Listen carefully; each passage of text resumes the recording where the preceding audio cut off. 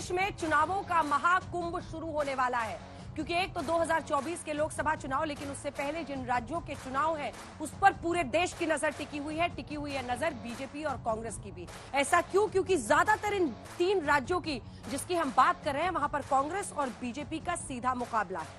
दिलचस्प यह है कि 2018 में जब मध्य प्रदेश, राजस्थान और छत्तीसगढ़ के चुनाव हुए तो तीनों ही राज्यों में कांग्रेस पार्टी ने बीजेपी को हरा दिया था। यह अलग बात है कि गौरव भाटिया जी की पार्टी बाद में ज्योतिरादित्य सिंधिया के डोले हुए मन को अपनी तरफ खींचकर वहां पर सत्ता में वापस लौट गई मध्य प्रदेश में।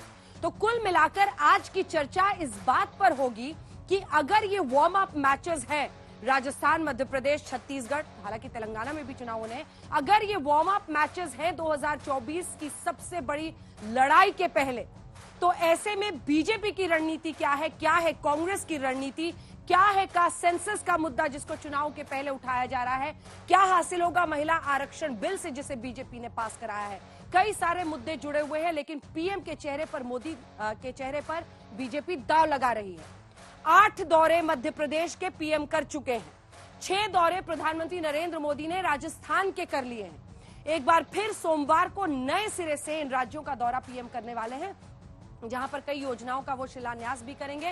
वैसे ही राहुल गांधी भी छत्तीसगढ़ और मध्य प्रदेश कई जगहों पर जा रहे हैं, प्रियंका गांधी भी जा रही हैं। आइए आपको सुना देते हैं क्या बयानबाजियां हो रही हैं।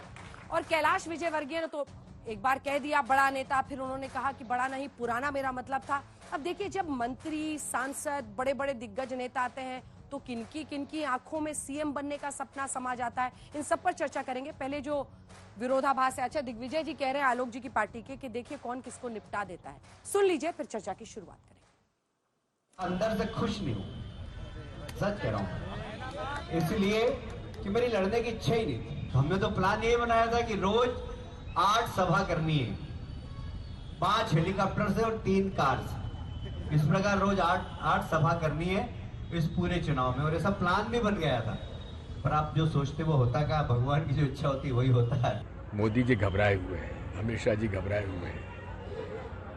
और मैंने आज, मुझे कुछ लोगों ने फ़ोन किया कि वो प्रयोग जो गुजरात में किया था कि सारे मिनिस्टर सबके टिकट काट दिए,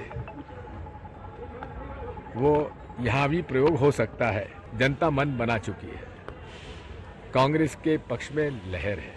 मैं तुम्हारा भैया, ये सब नाटक नौटंकी है। इन्होंने न भाई की मदद की न बहना की मदद की। कांग्रेस के पास अब कुछ बचा नहीं है अपने बचाव में कहने को, और बड़े और छोटा भारतीय जनता पार्टी में होता नहीं। सभी कार्यकर्ता का भाव लिए रहते हैं हम लोग, हमारा शीर्ष नेतृत्व भी और हम भी। पार्टी जो काम देती है उसको सहर्ष करते हैं, पार्टी जहाँ खड़ा करती है वहाँ खड़े हो जाते हैं। इसलिए ये बड़े छोटे का भाव कांग्रेस में होता है, इसलिए वो ऐसा सोचते हैं और देखते हैं। घबराहट का माहौल बता रहे हैं हम लगातार, हमें इन 20 साल से इनसे वोट ज्यादा लिए, इनसे क्या घबराएंगे। अब कैलाश विजयवर्गीय जैसे वरिष्ठ नेता कह रहे हैं कि हाथ जोड़ना पड़ेगा जनता का। अरे भाई, जनता के पास तो जब जोड़ना पड़ेगा, ये जनता भगवान है। जो प्रजातंत्र का मंदिर है, चाहे विधानसभा हो लोकसभा, जनता भगवान है, इसके हाथ तो जोड़ना पड़ेगा। उसमें इनको परेशानी आ रही है। और बाकी जितने भी हैं, तोमर जी का भी स्टेटमेंट मैंने देखा, उन्होंने कहा कि जो हाईकमांड का आदेश, तो कुल मिला के ये सब नेता कोई लड़ना नहीं चाहते, क्योंकि सबको मालूम है कि स्थिति बद से बदतर है, ये एक भी नहीं जीतेगा।